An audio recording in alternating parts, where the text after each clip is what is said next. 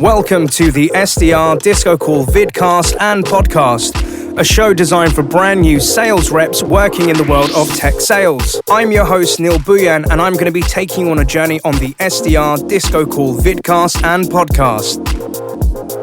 Did you know that you can watch this show live with the guests on YouTube? This show is available on YouTube at happyselling.io.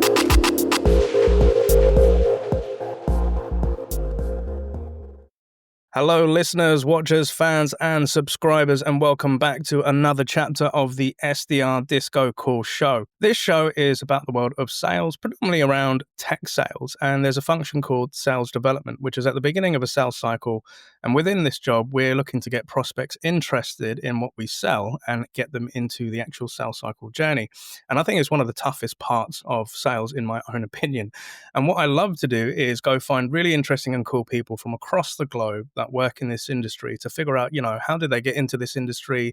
How did they get into the role? What lessons have been learned to either inspire you to come into this industry, or if you're already working in this industry, to get a bit of perspective as to what is it like for other people. And my name is Bhuiyan, your host.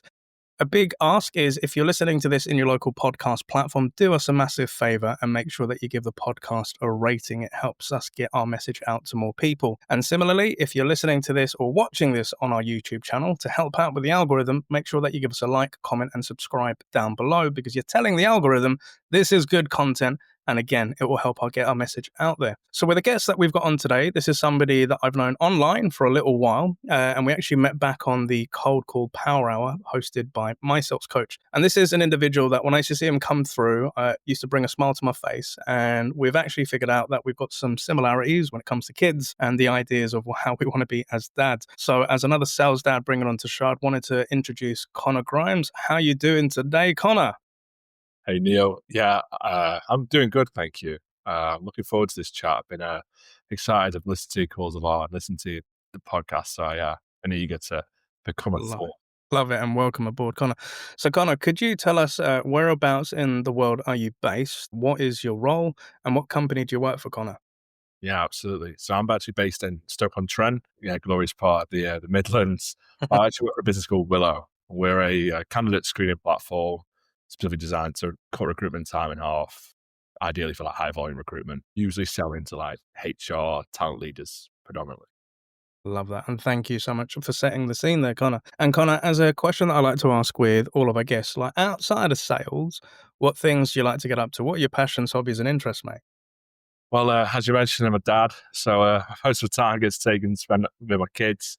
We're 5 and 3, definitely a handful. Big football fan. Also play volleyball as well. Yeah. But most of the time is either spent watching Arsenal, because my own problems there.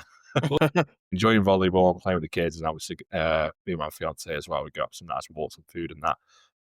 But yeah, that's kind of me. I love it. Thank you so much for sharing. So if I get that right, so you're based in the Midlands and you're an Arsenal Gooner fan, is that right? Yeah, glory unto that, aren't I? First game I ever watched, my dad was, he's a big Leeds fan, and my granddad were. They told me they wanted me to watch Leeds like them. First game, Leeds versus Arsenal about 25 years ago. And Arsenal, the team in red, 4-0 that day. So I then asked him and my granddad, I want an Arsenal kit for Christmas. I still have a lot of love for Leeds, but yeah, I think since then, Teddy must have about 6 Arsenal kits now. Wow. Yeah, so it's good. Thank you very much.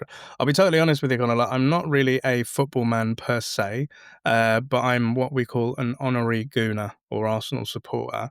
The reason for that is when I was growing up in my teens and I was working at my local Pizza Hut, all of my mates were Arsenal fans, and the only reason we went to the pub, I went to play pool, hang out with my mates, but it was for them to watch Arsenal games.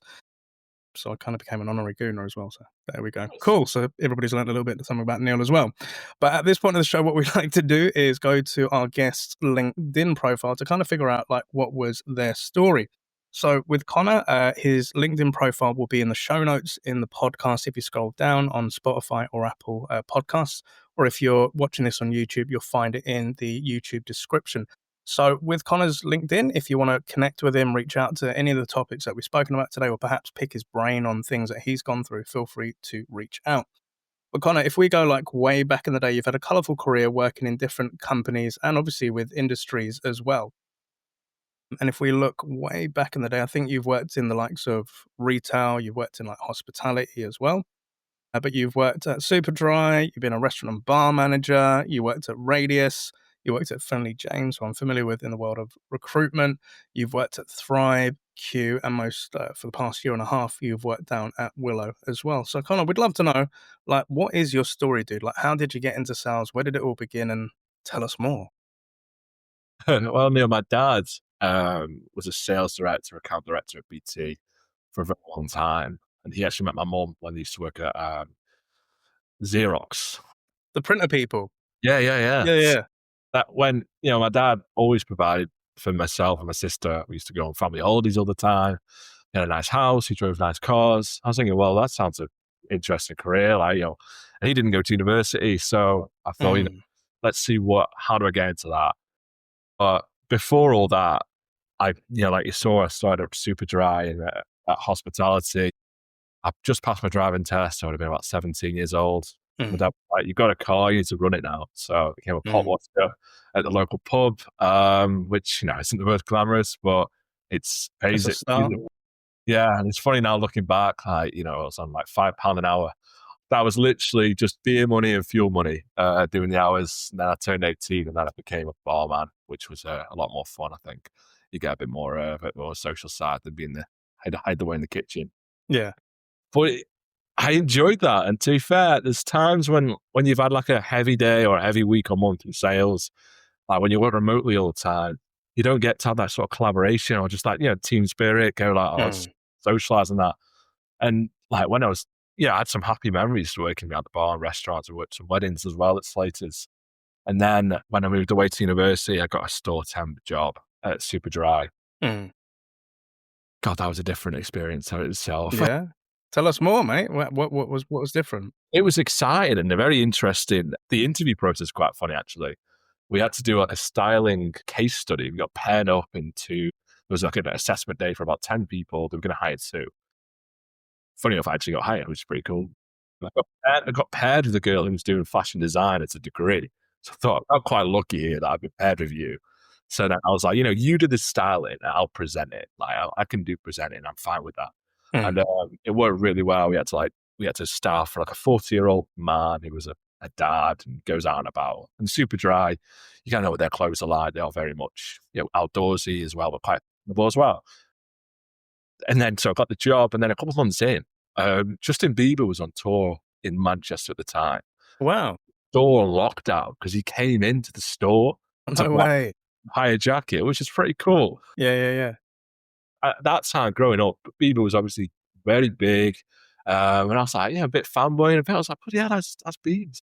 That's Biebs. And I was like, hi, Justin Bieber.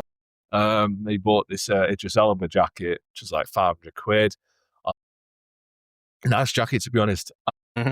Just then he walked out and they opened the store again. But for about half an hour, 40 minutes, it was just him, a few of his guys they had.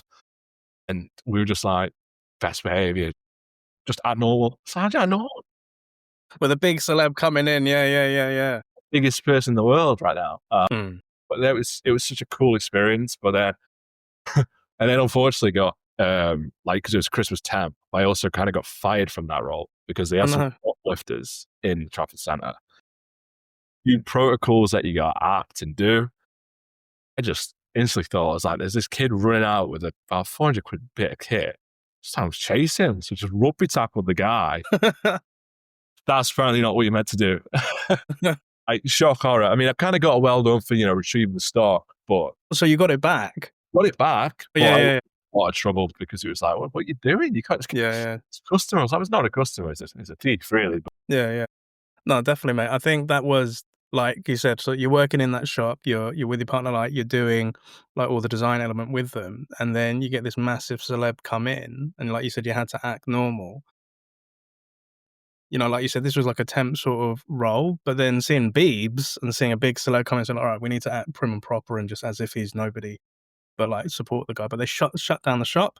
But then that's a bit sad. Like, you showed your loyalty to the shop by chasing a thief and getting the stock back, and they're like, so what? They just cut you?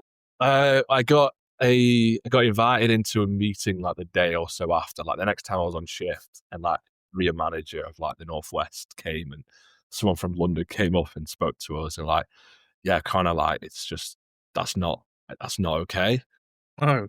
What was going through your mind as a young kid of like, wait, but I just saved you like £400 worth of gear? I think I was 19 or 20 years old at the time. So yeah, it's about nine years ago now.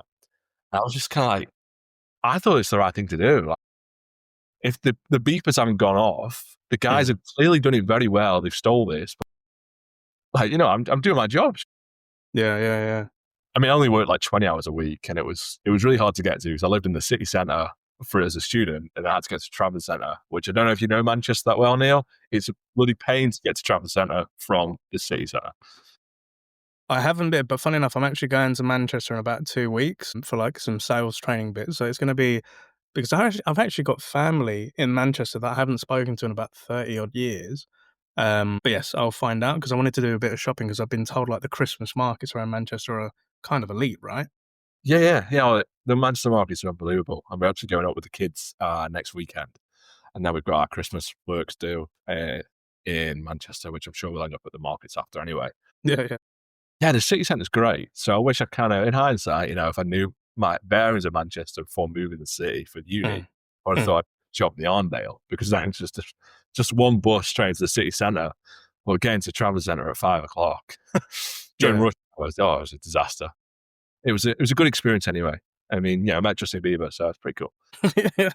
And then after finishing university, I was kind of like, well, what do I want to do? I don't want to get into sales. I mean, I was scared shitless of answering the phone. I mean, if ever the home phone rang and it was like my auntie ringing or someone asking for my mum and dad. Yeah. Yeah, okay. And then just put the phone down, and my mum and dad would be like, oh, who rang? Oh, I forgot actually. Well, I still want to take the message, and I was thinking, what do you like? And my dad was like, well, this is like sales. You've got to get better with it. It must have been weird though, like having two parents that like worked within that industry, and then they're looking at their kid like, so what's going on? Yeah, surely it must be hereditary. You must get.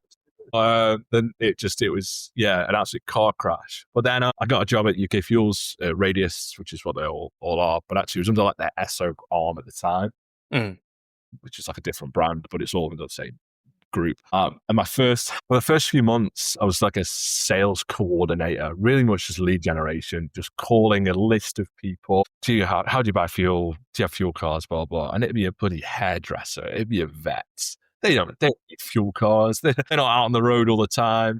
Do you know what is so strange, Connor? So I can't mention their name, but I've recently started working with a sales rep, like on one-to-one coaching, and they've gone through different sales roles. And we caught up the other week and they said, no, so I've started working at a company, again, can't mention them, but I'm selling fuel cards and I need some help. And I kind of said to them, I was like, this is not my world. I sell in tech, I help with software, but I've never done in fuel cards. And this person was saying to me, it's a completely different world.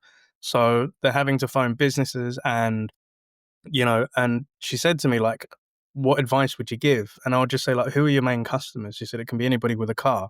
I was like, okay, well, that really narrows it down, right? I said, it's more businesses, right? And she was like, yeah. But I had to kind of use a bit of chat GPT, and it was like, we look for cars that have fleets, right? We have people that have their teams going out onto the road. And I basically had to build a mini sales process and structure. But you've lived in that world. Could I just ask, for somebody, she had sold software before, now she's selling this. What kind of tips would you give for that person that might be listening to this? For that, I think it's definitely tenacity and instantly go after. Like what I would already tell my if I started now, I was there for a good 3 or 4 years, so I knew I learned from the guys that were doing it before me. Go after like application decisions on the Gov website. Everyone that's applied for a voter license, HGV license, because HGV that takes a minimum of 200 liters of fuel every time. So that's 300 quid every time they're filling up their HGV. If you got a fuel card and you can save them 20, 30p a litre, it's a no-brainer for them. You call them straight away. These are brand new businesses. So they've not been called by everyone else already. They may not have a fuel card. And you've got about 30 leads that come in every week that are new people. ring. And straight away you get through to the owner, because it's always either the owner or the transfer manager that you get hold of. There's sometimes sole traders, sometimes there might be limited businesses, but straight away you're in there and it's just so quick. Like, Neil, how are you currently buying your fuel right now? Mm. If they say they get it delivered into their site or they're bunkering the site, okay, well, that's fine. We can't actually help you right now. But Neil, do you ever find yourselves short of fuel on the way back? Do you need to fill up sometimes on the way? Oh, yeah, I need a credit card. Okay, well, this will help you save your money there. That's really the sort of track that it's engraved into my team that I managed. And Yeah. it just, you clear about 2 or 3 deals a day just by that. But it was so price driven. Mm. It's such like, but it's just, that's what it is. Like, Yeah. but that'd be what I'd say to the, if she's listening, definitely that. Love that, mate. So we've just stepped back in a bit of time, and definitely when I have my next coaching session with that person, I'm like, right, I've got some advice from you from somebody that actually did it and managed teams as well. So you was living that sales life, and I was looking at your LinkedIn where you can see like you hit good, really, like you overachieved on targets, mate, and you had some really impressive numbers and stats. So would you say that was kind of like your first real taste of sales? Yeah, my first real taste of success. Like, I mean, them first 3 months where like you can see I was just doing lead generation. I got really close with some of the guys that were like in top performers. I'm still really good friends with them now, but they've gone on to do different stuff as well. And they were like, Connor, do not call these people. Like, they're just setting you up to fail. Call logistic, call haulage firms, delivery, DPD, call that sort of stuff. I Yeah, was yeah. like, yes. It's like, obviously, like, yes, like, absolutely do it. And they Mm. gave me some of their old accounts that had obviously kind of gone dry and that they weren't using anymore. It's like, if you want a quick win, I want you in the big team now. Don't stay in there, because I was on like 16, I think I was on 15 grand as my base salary back then. And it's getting like no commission, unless obviously I think I generated like 20 leads a month, which was pretty easy to do, but it was capped at like 250 quid. Mm. But back then I lived at home with mum and dad. I had no commitments, so that was fine. That's enough beer money in a car. I could get a few nice clothes and I earned that. But then when I kind of, like you saw there, like it started to hit target, it was because just asked for advice from people that are doing it. Like the Mm. ones like the HR a lot, they were lovely people, but they were just kind of just getting bums on seats. And it was a high attrition rate because they weren't being all told. What I luckily got told from my close friends, like, you need to go after these, mate, or you're not Mm. gonna do it. And that was, yeah, like first real taste success, like getting some nice commission in. Like I was kind of getting like $1,000 to $2,000 commission every month. And it was like, bloody hell, this is mint. Like going on nice holidays and that. I went to the Caribbean that year. Thought, why not? Let's just do Bloody it. hell. So you were kind of seeing the life that you saw mum and dad doing with like the nice cars and like, okay, Connor's actually doing it. Cool. So then what happened? I got promoted to become like a team lead, pod lead, which was interesting because very, I'm not going to say any names, but it was a very Wolf of Wall Street kind of lads doing coke in the cars at Bloody hell. lunchtime. Yeah. Literally had like our group chat that would be sharing KPIs and numbers. And then one lad would share a screenshot of what his dealer sent his offer for the week. So you can't share this and that. And I'm Bloody hell. leading this pod, and it was just so difficult to have that, that sort of like, when you get back to business, or this is not a work chat. Like this, Yeah. don't care what you do outside of work. Don't do it during your lunch hours and that. Yeah. And Yeah. it was dead difficult. And it was kind of, I think that tailed off around the COVID time during lockdown. Mm. And at the time, Ted had just been born. So my eldest, he was born December of 2019. So then a few months later, obviously we went to lockdown, and I'd never worked from home before. I'd never had that, like, and I tried it for a bit, and I was like, God, this is really hard. Mm. I kind of wanted to be, I was just at home with like Molly, who was on maternity leave. We had Ted, who was 4 months old, and he just, it's easy just to just sort of sit back and just chill, cuddle, and just Mm. around and that. So I then made the decision to work in the office. Like, we made the office very much like, personal Bubble. space and all that bubble and that. Yeah. It looked terrifying. If you looked at it now, it'd be like full on, like, I forgot what was the word they used to call it. Quarantine. It was like full quarantine Yeah. space. It looked vile. Like, everyone was in like bloody hazmat suits. It was ridiculous. Blimey. But I just thought I couldn't do the cold calling and the call time and all that work at home, because I didn't have that space. Like, we lived in a Yeah. two flat. It was a lovely little space, but it wasn't a work from home space. It wasn't like, it never needed to be that. Mm. And then I luckily got promoted because of just performance-wise, and just spoke to my manager. I was like, "I don't really want to lead this team anymore. I want to go do the field stuff and like, go after fleets and like tender process and that," which is quite cool, So I got nice little, I'll say nice pay rise. Now looking back in tech, it's not a pay rise, but it was good at the time, especially with Yeah. tech. Got on the field, doing a lot of face-to-face stuff, which was quite interesting.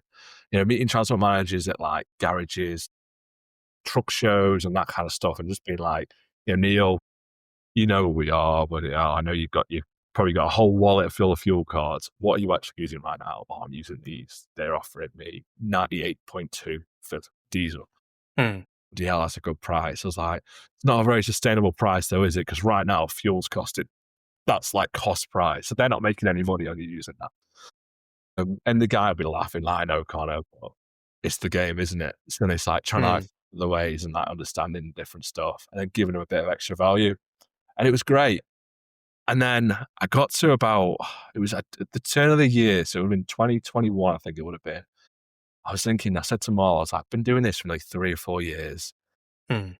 I think there's more. I'm kind of burnt out of the fuel market. No pun intended. I'm just fucking burnt out. And I just thought, I want to find something different, but I don't know what to do. And in Stoke, we haven't got SaaS really. We haven't got software. There's Vodafone, Bet365, and Fuel. Like they're the 3 big employers. They pay good money, but it's not like, I wanted to do something different. And then I reached out to a friend of mine, Keith, who's now actually lives in Dubai. He was in recruitment and introduced me he was like, well, yeah, you do sales. Like this is like sales recruitment. Yeah. But I had to do the candidate side first, which I really didn't enjoy. And just like to pause you there. So like, you had been living that life, like selling the fuel cards. You had gone up to like managing a pod within like sales leadership, right? And then you had this world of COVID and the pandemic coming about. You've just had your first child. Like you said, hazmats in the office, like you couldn't really do that. Because the reason I bring this up is my last guest that we came on, we started speaking about the world of COVID, and that person had literally like done other jobs, and then they like went for interviews, got the job, and then all of a sudden they went into lockdown and they got furloughed like for a long period of time. And it like working in the world of sales, like my experience was like I was a face-to-face sales trainer, and then it wasn't face-to-face anymore, and I had to turn into remote.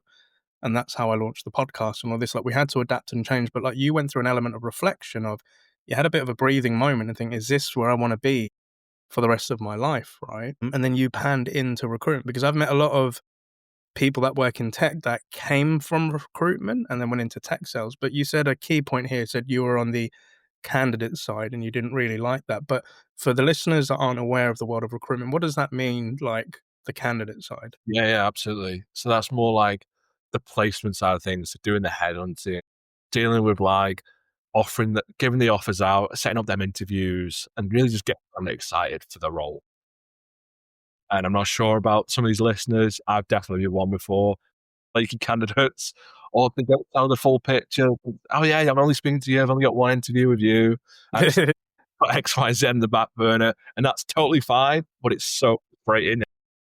You bash your head against the wall a couple of times for it. But it's still, when I was able to hit my number, I was able to then do the BD side, which I really enjoyed. When I interviewed into recruitment, I remember my manager at the time, James, he was saying, like, when he was hiring me, my only concern is you've done sales for a long time. Bad habits, but you also obviously got that, you want to do the BD side. We don't do that here just yet. We want to make sure you get the recruitment before doing the BD, which some ways I kind of get, some ways also I find it a bit strange that kind of put BDs at that burner, but it then gave me that exposure as well. And when I was doing BD, I loved it. It was so much more fun. And what opened my eyes during that time at Finley James was, these people I'm putting roles in, I was doing the same role I'm placing in fuel, but their salaries were like double. And I was like, hey, fucking hell, like, why am I not doing that? Like, how can I get a SaaS software tech role Yeah. right now? Like, we used to commute 5 days a week to Manchester on like a very low salary. It was costing us loads on fuel, but Molly knew I wanted to do something different, because it kind of went back to like when Ted's like growing up, oh, what does your dad do? Oh, he sells fuel. That was kind of, I thought, That was your thought. Yeah. I see. I hear it. Yeah. what would he say it to his nursery lady? She was like, oh, Yeah. that's nice. And like nothing against it, because it was a really good role and it's taught me a lot. So when I finally got on my feet and there was a company I was hiring for, Thrive, placed a couple of STRs in there. They then opened an office in Manchester. I actually got an interview from one of your old guests, Holly. She was, Holly Allen. yeah, Yeah. sales at the time. And so she interviewed me, give me a bit of a grilling, like telling her, like, I don't think you understand what the STR role is. Because I kind of went, Really? I was like, I mean, I can do it. It's not, I Yeah. can do it. I've done it for like 4 years, not as an SDR, I did full sales cycle, but then again, it wasn't tech. So then I went back and looked at myself, thought, I went in like, that's such a dick. Like, well, sort of walked out, I've kind of got the job ready. Like, what an idiot. So obviously I didn't get it. And then stuck at recruitment again for a couple more months. And then I landed it. She actually then, I think she went did something different, became like an AE somewhere. And a new head of sales came in and we just clicked like that. And if you see on LinkedIn, he was at the SDR Awards that we went to at my sales conference a couple of years ago. Yeah. Really good, really great guy. I learned a lot of things from him as well. Ways of pausing in cold calls, asking just them deep diving questions. Like we started, it was all about vanity bookings, just getting shitloads of meetings, but why are they not attending? Why not qualifying? Because you're booking shit. Like, so then it was like having better conversations and we instantly just saw such a shift. Things were qualifying, things were closing. And like when I got that first closed one as a SaaS sale, I was like, fuck, it's mint. It was like, commission came in, I was like, bloody hell, this is nice. And if I can pause you there, because there's so many things, Connor, that I want to unpack there, if that's all right with you. So like on that stint of recruitment, so obviously you was candidate side, then you was going into BD side, and you're doing really well in that, and you're seeing like the earning potential was double like what you was earning with fuel cards, right? So you started seeing this trajectory of extra cash coming on top, right? And I can remember myself of when I went from telesales, when I was working at RBL, it was like 18K a year. And then I went into my first tech role and like the base was 45K. I was like, bloody hell, bro. Like, what the hell? And I thought at that point that this was a scam company and this isn't real. And like, this is going to end at some point soon, bro. But like, you're going through those different earning levels. But I think what the cool thing is that you're experiencing it, because some people may just come out of uni and just jump straight into it and they haven't got anything to benchmark it against, right? And that's why a lot of people like, I used to teach my SDRs financial intelligence. Like when you start getting these big bumps in your paycheck, like what could you be doing with your money? Because like same way with me, I worked in London, Covent Garden. I was spending money every lunch break, bro. I was like going to like, Massimo Dutti and I was just like buying just these clothes and everything. But then somebody said, no, like put something in your pension, put something like, saving, like maybe invest into something. So that was a key thing for me.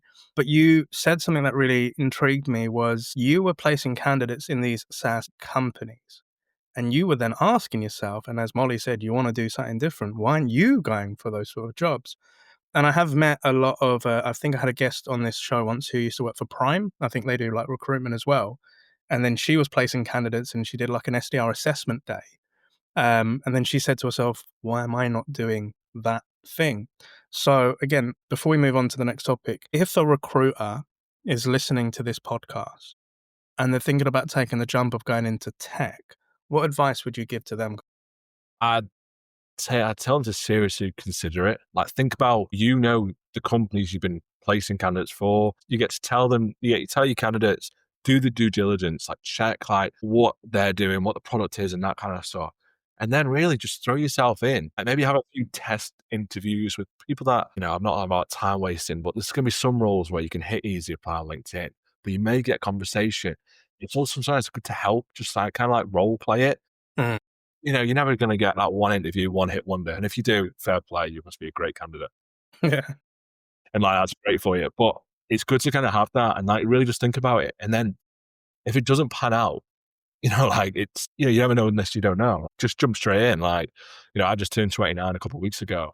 And I'm glad I've had some of the experience in the past. And then like look back on, like, we're just obviously about to dive into it, thrive. Like some mistakes that have happened, but again, they actually kind of shape you and make you a bit better anyway. So yeah, I just love it. Go for it. Thank you so much for sharing. And that's really juicy info because again, not every now and then, but sometimes I get people hit me in DMs when they've worked in the world of recruitment and they're thinking about going because they can see the earning potential. But obviously, I think in the world of recruitment, what you're selling is candidates, or you're selling companies candidates, but now you're selling a product and a service to like decision makers. So you're kind of doing the same thing, but you're selling something different, right? But it's kind of a similar process. Um, but then, as you mentioned, you like went for an initial chat with Holly Allen, and she said, "Nah, not happening, bro. You haven't got this." So like you took a step back, which is fine. But then you went for it again. Then you met that person that you learned a lot from, and you came into this company and you thrived at Thrive. And like looking at it, your LinkedIn, it says voted number 2 UK SDR in 2023 at the Sales Confidence Awards. Yeah. I But still got the trophy right here. oh, there we go. That's what I love to see, man. And like it says on your LinkedIn, you generated 514K of qualified pipeline. Awesome source. So, like, what was it? And you said like you were booking shit, but then you like doubled down on focusing on the quality conversation. So, what was that transformation like? Because as a former manager, I used to say to my teams, like, it used to sound contradictory, but I don't give a shit about you booking meetings. But I want you booking meetings that convert into closed ops and won deals. That's what I'm looking for. So, if we've got that new BSDR that's booking high volume and perhaps things aren't converting as much, like what did you learn and how did you get that mind shift, bro? Well, I think what happened was when I joined with another lad and another SDR, joined a couple weeks after we did. So about 3 of us started together. And Faisal's first task was really like to improve the output of the SDRs. How many meetings are they booking? So straight away it became like, I'd be calling you, you'd be like, Con, I can't really speak right now, but I can speak maybe on the 28th of Jan. Okay, great. Yeah, I'll put a placeholder in. That's not a meeting. But like we'd shout on the Slack, shout on the WhatsApp, meeting book, boom. It's like great, but it's not a meeting. Like you can have Mm-hmm. a placeholder there and reach out closer to, and it was the attitude was more about, let's just get holders in. Let's get holders in. Got holders in, HelloFresh. Yeah, so all that great businesses, but they're not in buying mode out. There's no like real pain there or anything. Mm-hmm. So started to double down on like, quantifying the pain and like actually qualifying these leads as if they were like inbound. So you'd want to give the aid up. You'd want to sit that meeting, like instead of the meshing, are they going to join? Is this worth my time? Like you don't have a bad relationship with AEs. It became really good where you're getting shout outs. Like we had HelloFresh came from a WhatsApp, from a LinkedIn voice note. Oh, And then, wow. yeah, it was great. And like, she came out like, oh, kind of, I'm actually about to start looking at platforms now to replace who we look to leave. It actually wasn't even on my radar. Like, what is Thrive? It's like, boom. We went down to the final 3, but I think we kind of missed out, but it still felt pretty cool anyway to even get it that far. Yeah. But then, fast forward a bit, it became really good and like a lot of things were going really well. And then, like you mentioned, I came second in the Sales Confidence Awards, which was pretty cool. It's just completely out of the blue. I never even heard of sales confidence before even go into that. I was like, I got a message from Faisal like the day before my birthday. Connor, we're going to London next Wednesday. I was like, oh, are we? Yeah. Yeah, you've been nominated for an award. I've got your train, got your ticket. Boom. Okay, great. And then won it. And then a couple of weeks later, actually about a month later, made a catastrophic error. It was bad. I used to have a really bad relationship with alcohol, like very bad. Used to think that was my personality. Used to think I need this to be this guy at this way. And I went way too far and said some very offensive, derogative, even slightly. Yeah, even I think I even said a few racial slurs while singing, rapping, or whatever. A lot of context behind it, but it got quite aggressive and quite nasty. It said it in front of the CEO, the founders, a lot of people heard. A lot of people were disgusted. I was disgusted when I found out in the morning what happened. I was like that blackout drunk, and I just got kicked out of the party and went back to the hotel room. In the morning, woke up, bit of a sore head, as you can imagine. Call from Faisal, like, oh, hey, how you feeling? I was like, I feel a bit rough, mate. I'm on the way into the office. He was like, yeah, let's not do that. Then we got. Well, the fear must have been going through you, bro. Beer fear was awful. And then, we got on like a Zoom call, and then he just laid it out to me. He was like, I've got to fire you, mate. I've got to cut you off. I was like, he was like relaying everything that happened. sick to my stomach. It was about a week before Christmas. It was kind of the worst time, but yeah, it hit hard. And obviously I didn't want to tell Molly, my fiance, didn't want to have that. Yeah. She was like, "Oh, how was the Christmas do? How was it?" Well, I was like, "Yeah, it was all right." And I just played it down. And I obviously had to hide the fact that I was shipping my laptop back to the headquarters. "Oh, wow, where's your laptop going?" They gave a stupid excuse, "Oh, we're getting new ones, so it's getting replaced." And that was a horrible, horrible time. And it was hard, very hard. And then I had a good couple months where I was like in limbo, really. Like, what am I doing? Like, I'm not working right now. I've got some good savings at the minute, but I need to do something. I then come clean to Molly about a month or so later, because she was like, "You've not been to the office." I'm like, I told her. She was obviously really, really upset, very angry as well, as you can imagine. And then she just said, like, "You need to get something straight away." So, not sure. I don't know if you know the market, Neil, when it's like January, February time, everyone's looking for a job or everyone's looking for SDRs. It's either one or the other. It's not both. And then I luckily landed on my feet at Q, which was kind of a lifesaver. It was a remote role, SDR, and just doing high volume outbound. So, Connor, thank you very much for sharing. And that could have been, I can imagine it was a very scary point for you, with the alcohol, not being able to remember, having a blackout moment, having that chat with Faisal the next day. And then, you're a dad and you've got a partner and a kid to look after, and they're telling you you're done and the laptop's being shipped, and you're having to hide that for an element, right? And like, again, for full transparency, like, we're not all angels, right? And I had a very similar experience once at a software company. I'm not going to mention names or go too much, but the same thing sort of happened to me where, I feel very guilty for this, and this is a reason I'm bringing it up today as well. So thank you for sharing and helping me come out with this. But I was working for a software company, and there was like a party that we all had one place on an offsite. And when I drink, or when I did drink, and this stems from my music days, right? I would drink to excess. Because as an MC and a rapper, when I used to go do gigs, I would get free alcohol. And I could drink the equivalent of 4 people's worth of alcohol and be totally fine and perform and everything like that. But when it came to the world of sales and working in a professional setting, I had to be I wasn't mindful, and I would drink the same amount thinking, yeah, if I can do it here, I can do it here. But apparently there was this one incident where we was at the staff party on the offsite, and there was another member of the team where either I was trying to flirt with them, but they had a partner. And apparently I became very dismissive and rude to both that person and the partner. And I remember having the drink with everyone like cheering, and then everything went black. And then I woke up in the room as the party was going on, sitting on a chair slumped, and just like going to myself, like, where am I? So what had happened was I was at the party, I was drinking. From the moment of drinking, I then blacked out and didn't remember nothing. And I was still at the party when I woke up like an hour or two later. I remember getting up, just feeling a bit more refreshed, and then going around people, and everybody just gave me the dirtiest look I'd ever seen. And I was kind of like, what's your problem? But kind of the response to that was like, no, what is your problem? I think you need to go home. And I was like, anyway, went back to the hotel room and then woke up the next morning. And then my VP came to me and said, bro, we need to have a chat. And I was just like, what? He says, do you remember what you said to such and such? And I was just like, no. And when it was relayed back to me, I was like, that's not me. I don't do that. Yeah. So. But obviously I did. Right. And they kind of said to me, like, we can just squash this and just like forget about it now. But when we get back, we need to have a bit of a chat and you need to be very careful. And at that point, I asked them, like the VP, can I talk to those 2 individuals? Right. They didn't want to talk to me. Which is understandable, right?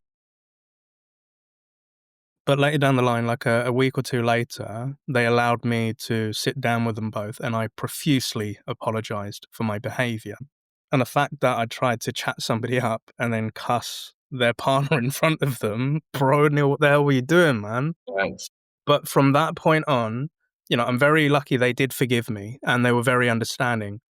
And it was a stark awakening for me that, like, bro, you could lose your livelihood because of this shit.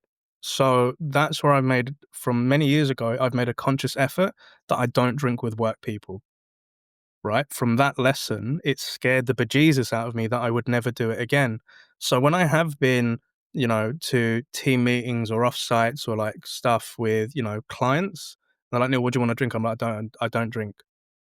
But this year, I'm almost coming up to a year of being sober and not having any alcohol whatsoever. Fair It play. wasn't the sober wasn't because of that thing. The sober thing was because I was reflecting on life and it just didn't do nothing for me. So I don't like drinking anymore. But that incident is what scarred me, bro. And that's why I wouldn't, because even in my music days, I would have those examples told back to me the next morning. And it's like, you said a magic word, the beer fear. I've never heard that one. I've heard the heebie jeebies and like the Sunday scaries or the Monday morning, but yeah, but it happens.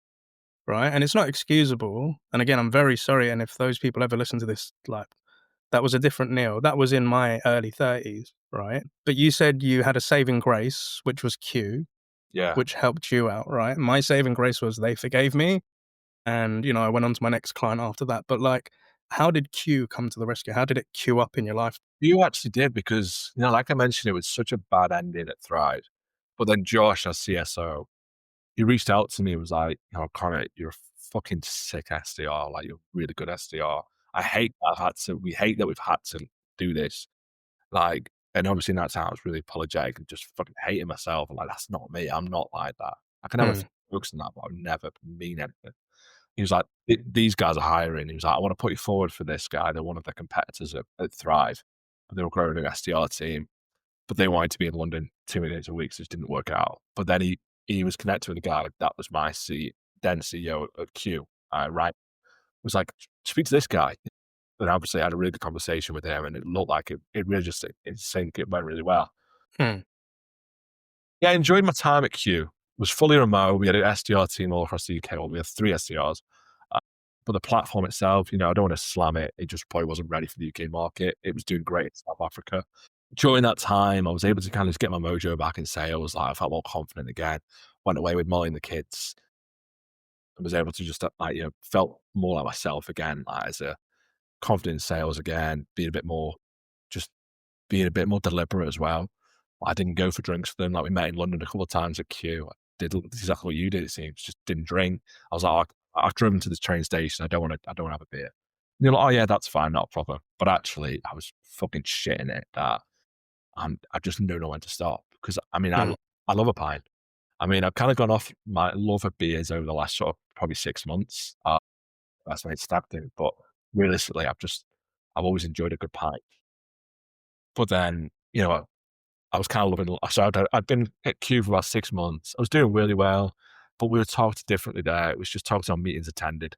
So you could get 50 quid a meeting attended. So you could make about 500 quid minimum commission every month if you're booking, more than 10 meetings that sat, which, it's good money, but you feel like you want to be a bit more involved in the sales process, in the sales cycle. Like, how many of these closing? I don't care. I've got my commission. So it's wash my hands and see you later.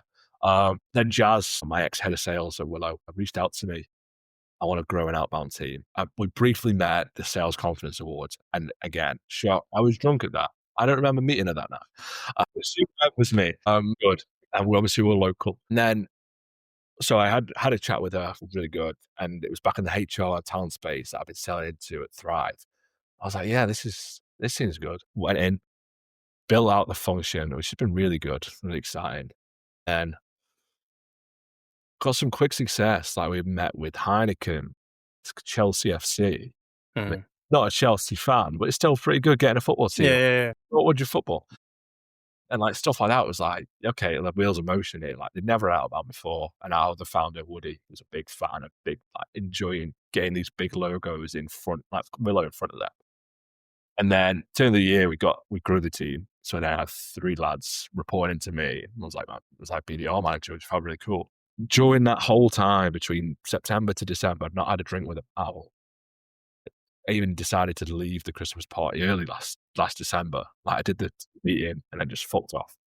It was booked on Ted's birthday, to be fair. So we're going to go for a piss up on Ted's birthday. She just went, I came for a team meeting, showed my face and just went. They were a bit upset and a bit confused. Oh, did you not want to party with us? Honestly, you don't know why, but they do know now why. Because we had a skiing trip in March, which is an unbelievable experience. And I was on a very long chairlift with our CEO. just me and him. This trailer felt like an eternity. And it just fucking went on. And Yeah. he wanted to know, he was like, kind of like, it's good seeing you've like kind of let your hair down this week. Like, obviously, it was a shame we didn't see it at the Christmas party that much because he's based in Glasgow. I just seem like I've got a really bad relationship with alcohol and work.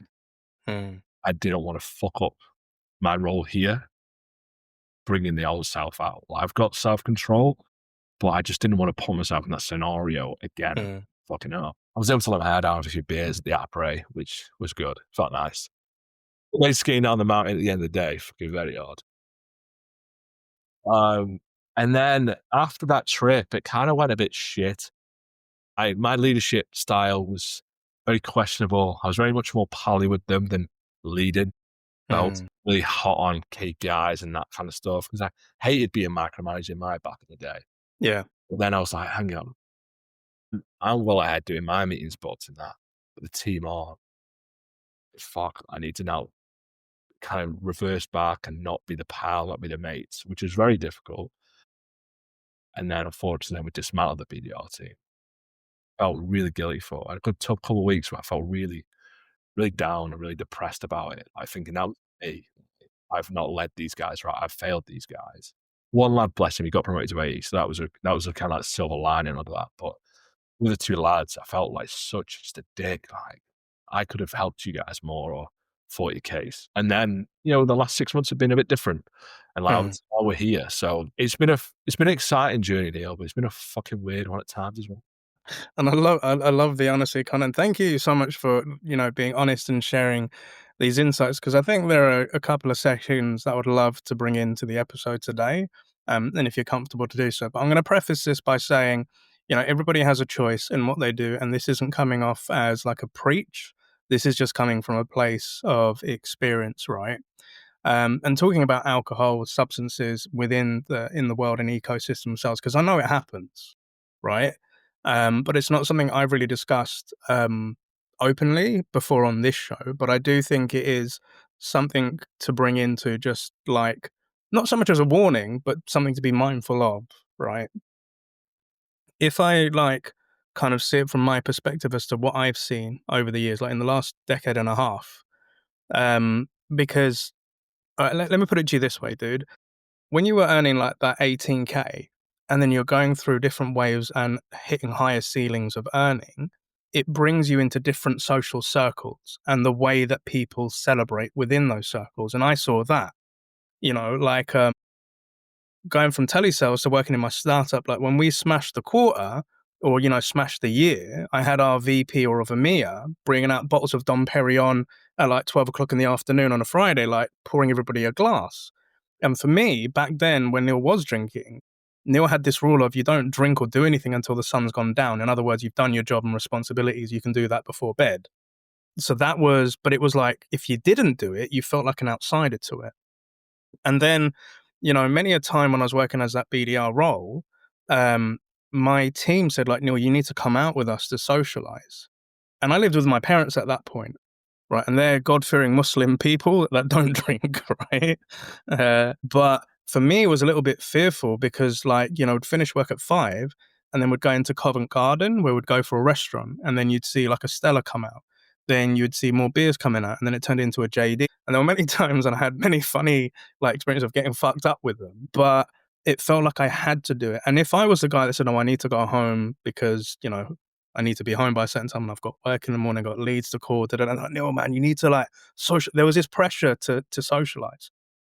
And I think over the years, like going into other companies where I would see, some people taking substances, it would happen. And when I'm not saying I'm an angel here, right? I'm going to preface this by saying that I'm not an angel, but seeing some people getting caught up in that shit, like they would always want to go out for drinks. They'd always want to go to the toilet. They'd always want to do this. And, sometimes I was privy to some of that sort of stuff. I'm not going to lie. But sometimes when I come in as a coach or as when I was a manager and I'd see these new people that come out of uni or they'd working in a different industry and coming into tech and they felt that pressure that they had to be part of the party. And when I see people like going out for drinks and stuff like that, there's a part of Neil that's it's like, bro, I don't want to go down that road because I've been there and I know it goes. But at the same time, I can't be too preachy to people. But I think the other thing that I want to bring in is because, as mentioned, I've been nearly sober for a year. And when I say sober, I'm not saying I had a problem with alcohol. I wasn't an alcoholic. I just made a choice of I don't want to drink alcohol anymore.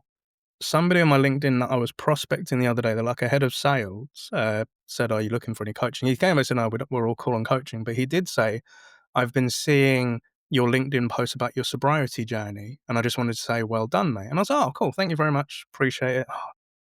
But he then kind of said, he said, "I've been 5 years sober myself, Neil, and drink always used to take me to substances, and it cost me my family, almost cost me my career.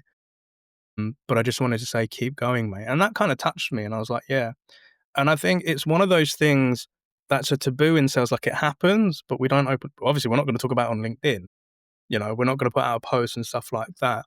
But I wanted to ask you from your point of view, like, you've been through experiences, you've had the fuck ups, we've both had the fuck ups.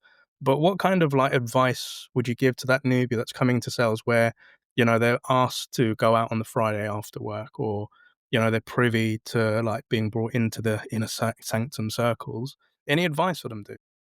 It's a difficult one, isn't it? Like you want to, like when you join a business, depending on where you are in your career, where you are in like in your personal self, do you care about joining and fitting in? So you don't want to be the outsider, but also then you feel like you're probably told, aren't you, by people above you, it's not what you know, it's who you know.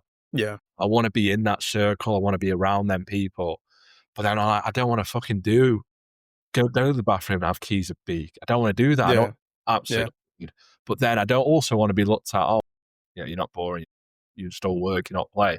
It's such a difficult thing to be. I think it's more just being confident in yourself and being able Mm, to say no. I mean, look, I'm not boring. Like, I've had two. I don't want to have another one driving. Fine, fair enough. Like, that's sound. But have an alcohol-free one. They don't have to see it. Like, so many times I've just ordered lemonade. Oh, it's a vodka mixer. Sound.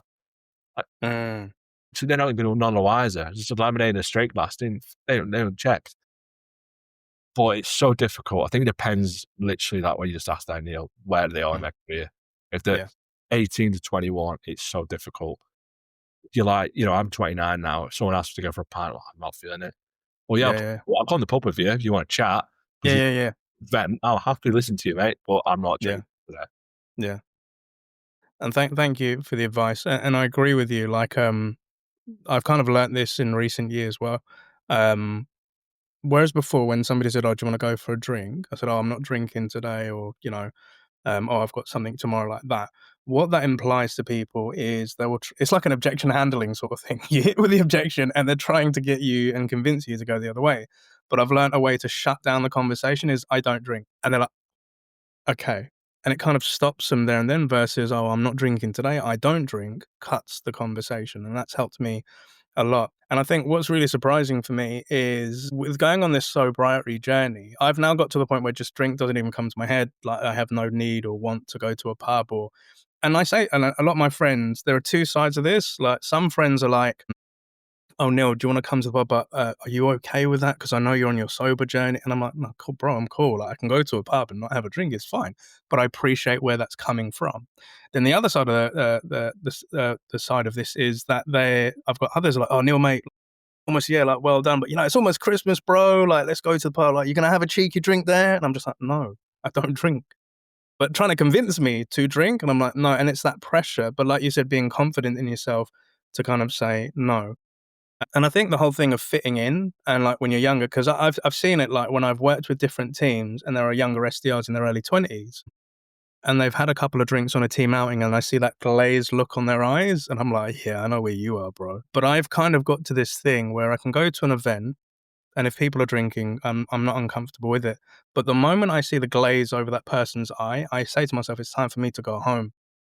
Because sometimes, here's the other thing, where we both have said, "Oh, that's not me," when we're told about those drunk experiences, actually that is. It's our subconscious that doesn't come out, and where our normal face and mind keeps that side of ourselves, not for the general public. But what I don't like is when somebody's had a drink and they become cocky and confident and they really tell you about why they don't like you. And I've been in those scenarios. Yeah. So if we get on at work and you get a bit wasted and you tell me how much of a mug and you don't like the way I do, I'd rather not hear that. So that's a signal to me that when I see a glazed eye or I hear a slur, and especially something that icks me out is when people drink red wine, you can see their teeth God, go a different color, and you see it on their lips, and I'm like, yeah, bro, you've had to. breath reeks. I'm going home. Lovely to see you. Hope everybody has a good time. And then normally what I'd find is when I'd go back home and you come back online the next day, you get it's like such and such was messed up. I'm so glad I'm not that person. But thank you for helping me open up this conversation. And for anybody out there, if you've gone through these sort of experiences, if you want to reach out, ask for tips or anything like that. Again, this isn't preaching. It's just experiences of fucking up. Yeah. And sharing it. But the other side that I wanted to ask was, you was coming back into the world of selling towards HR, and you're at Willo, and you're getting help from Jazz. A question that I would love to ask you, and this is coming from a place of somebody who's a sales coach and a sales trainer. So historically, I used to work with recruiters to build SDR teams, and you're somebody that's built an SDR team. And I used to get a little bit annoyed with recruiters when my VP of sales would say, Neil, you need to get X amount of headcount. I'm like, cool. And he says, you need to work with a recruiter. And the recruiter could find the SDR candidates, but they could never find the DNA, or they could never explain the role to the SDR because that recruiter doesn't work in that world. And similarly with HR, when we was trying to get a candidate signed, they were like, so why are you offering this commission, that commission? And I kind of came to this conclusion of, you're the recruiter, but you don't really know what it is to be the SDR day to day. And the HR person, when we're trying to get this contract signed, you don't understand like the MBOs, the commercials, the KPIs, and how it's all built. They don't have like the context because they work in their respective departments. And I had this one example where I was trying to hire, like for 3 months, I was trying to hire and build out a team in Amsterdam. And the head of sales just kept rejecting every candidate I put forward, but they kept accepting everybody that the recruiter put forward. And the people that got hired because of the recruiter and the head of sales liking eventually got fired out of probation because they just couldn't perform. But the people that I hired somehow passed probation and got through. So where am I getting to at this point is, what advice would you give to like my advice would be to HR recruiters, sit down with that head of sales development, like see what it is like for a day as an SDR, like get a bit of context. Here's an SDR playbook. This is how they work. This is how they pass probation. What advice would you give to maybe the HR and like the recruiters out there? Because you've been the recruiter and you've gone into SDR life. Yeah. What would you say to them? I think literally what you just said there, Neil, like just spend a day, spend a few hours, different times of the day, what that SDR lead does, what the SDRs do. Like some is so different, like some SDRs, like some teams are run tailored messaging, very heavy email, heavy LinkedIn. They will do calls as well. I've always run the preset, just cold call. Like I don't want to do loads of emails, to be honest. Yeah, we get a few people in speaking to our sales team a lot lately, and they've been asking me, Carl, look to your HubSpot. You don't send a lot of emails, do you? But you do calls. I'm like, yeah, correct. Because my first sales manager when I worked back at Radius said, you don't sell an email. Like, spoke to that prospect, he spoke to ex haulage. Yeah, he's responded to my email. They just like, so you haven't then. And it's the whole office would just laugh and be like, fuck, okay, yep. And I've taken that small bit of grilling, but quite useful help and just using that. It's so true. Just get on the phone. Like, I'm not discrediting emails. There's definitely some good emails out there, but for me, I've just never really bothered.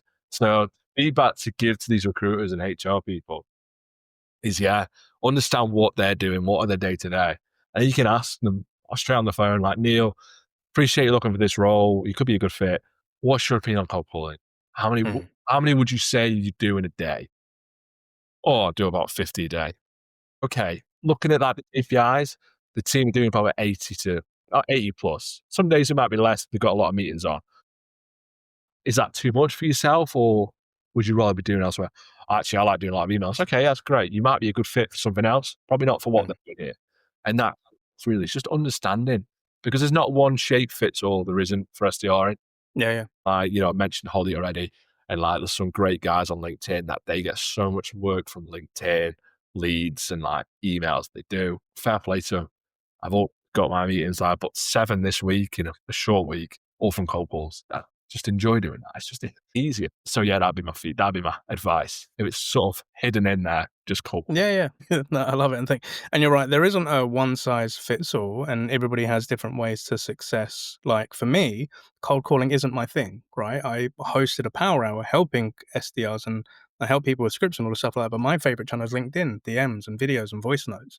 And funny enough, I taught Holly Hallen how to do videos and voice notes, and she's been successful in it. But I think another thing to add on for any HR personas or recruiters that are locked in for today's show, something that really helped us when I was trying to hire that team is I created what we called an open day. So with the recruiters, we found a whole bunch of people on LinkedIn that could be the potential role, and we invited them to an open day. And most open days that I went to, Connor, were just selling about the company and what they do. And here's your opportunity to work with us and build your career. But what I actually did was 20% of the open day was that. Why does this company exist? What's the story behind it? But then I gave them like a 101 on what is SDR life about. So I said, coming into an SDR, this is what it means to be an SDR. Here's an outbound, here's an inbound. This is typically the way that they reach out to people through prospecting, emailing. What normally happens after the first 12 months of being an SDR, and then saying, there are 4 different roles you could go in after. You could be an AE, you go into CS, you can go into marketing, you can go into product. And then I kind of gave my story of, 10, 15 years of working in tech sales and all the different jobs that I've been in. And here's the funniest thing. Our recruiter and the head of sales tried 3 months to hire, got nobody. Within that open day, I hired 7 people and all of them stayed and passed their probation. So I think, but here was the opportunity that we got the recruiter in. And at the end of the day, and love to Rose, that recruiter that I worked with, we've got a really strong relationship. She just said, I didn't know SDR did all this shit. I just thought they booked meetings. It was that preconception of what is an SDR. And I think having that bit of knowledge then helps them hire and find the right people for that role once you know what that job entails. And it was the same way with my SDRs. Rose's opinion is probably similar to mine when I walked into that interview with Thrive. First of all, I fucking know what the role is. It's not that hard. And they were like, well, I think there's a lot more to it. Than just booking meetings, But I think the other side was, the point that I made with my SDRs when I was a manager, the first week of onboarding was not learning about our product and not watching demos and not sitting with salespeople. The task was they actually had to go meet the head of every department in our company, from sales, customer success, marketing, engineering. And what I tasked them to do is every time they met with a leader, to ask them what was their story, what is the department's goals, and how does that department work with sales, and what's the relationship like? And it did 2 things. One, it gave a little bit of inspiration to the SDR because I was actually doing a dad thing of you could have your career there if you like the sound of that. It was giving a little bit of inspiration. But secondly, it built a relationship because some SDRs or salespeople come in, they just talk to salespeople and they just stay in their bubble. But, to really be successful in sales or in companies is to be able to talk into different departments and have those relationships because those people are going to help you out with deals. What is it going to be looking like once they sign the order? What does the customer success onboarding look like, right? Or with marketing, what campaigns can we do to build pipe and all of this stuff? I'm going on a rant because one of my biggest blockers are HR and sometimes recruiters when I'm trying to come in to deals with happy settings. So this is coming from a bit of a selfish point. But this has been a beautiful chapter. I've learned a hell of a lot. You've helped us share a lot of good insights and learnings for people out there. So thank you so much for coming on board. And the question that I would like to ask is, if you could go back to that young guy that was working in Superdry before he stopped the thief, right? And he's about to embark on this career of sales. Not the thief now. Yeah. What 3 bits of advice would you give to that young Connor Grimes? First bit would be ask as many questions. I said, I went to that first SDR interview. I already knew everything. You don't know anything. Research, man. And again, and it also goes back to when I was a Radius. Until I spoke to the guys that I was become friends with, I would have carried on fucking ringing hairdressers and pet shops, trying to get. So it'd be that, just asking questions and building them relationships. The second one, 100% would be, don't get into that place again with the alcohol. 100%, it's not don't drink, it's more just know and your limits. Very self-aware. That was a horrible experience. And it's cost some friendships, it has. And then the third one, I think would be don't hear all the noise that you see on LinkedIn. I commented on a post yesterday actually about move. They don't always have a linear career. It never happens like that anymore. You have to try different things. If things don't work out, don't hide away from it. It's a learning experience. Just keep, you're going to get to that North Star, wherever it is. And like, yeah, for me back in the day, I thought it was because I didn't want Ted to go and tell all his friends at school, "Oh, dad sells fuel." Like now it's, "Oh, dad sells tech." Like it's not that much fun. So Maya just also, I just call people and just tell. So Maya, my youngest, just thinks it's daddy just phones people all the time, which is great. But yeah, it's more just like, if you enjoy what you're doing and you're passionate about it. Like for me, I'm passionate about cold calling outbounding. Just do that. Love that. Thank you so much, Connor. Great lessons and nuggets of wisdom there. And are there any shout outs or kudos that you'd like to give out on today's show? Yeah, I've got quite a few. Big shout outs to all my friends, my close people that I work with, Ed and George, the lads at Willo, they've just hit target again. Josh, lad I promoted to AE. Oh, well, 3 lads are doing really well. Jazz, ex-head of sales, Woody. And even, my old managers, Dunning, Carl from Radius back in the day, and Faisal as well. Even though I appreciate our relationship kind of filtered because of my Thrive issue. Still got a lot of respect for the guy. He has taught me a lot. My bro, thank you very much. And a big thank you to all of our listeners and watchers today for joining us on Connor's chapter on the SDR DiscoCall Show. What I'm also going to say is with a couple of the topics that we've spoken about today, if it has, touched you in a certain way or perhaps got you thinking about things, I'm going to be putting some links for support on some of the topics that we've discussed today within the show notes. So feel free to check them out as well. But again, if you're listening to this in your local podcast platform, please make sure that you give us a rating and share this with somebody that you think could benefit from listening to this episode. And if you're watching this on our YouTube channel, please make sure that you like, comment, and subscribe down below. Perhaps you've got a question for Connor, or perhaps you've got some feedback of your own experiences. Please let us know down in below.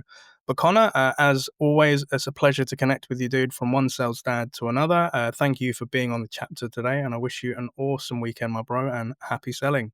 Awesome. Cheers, Neil. Have a good one.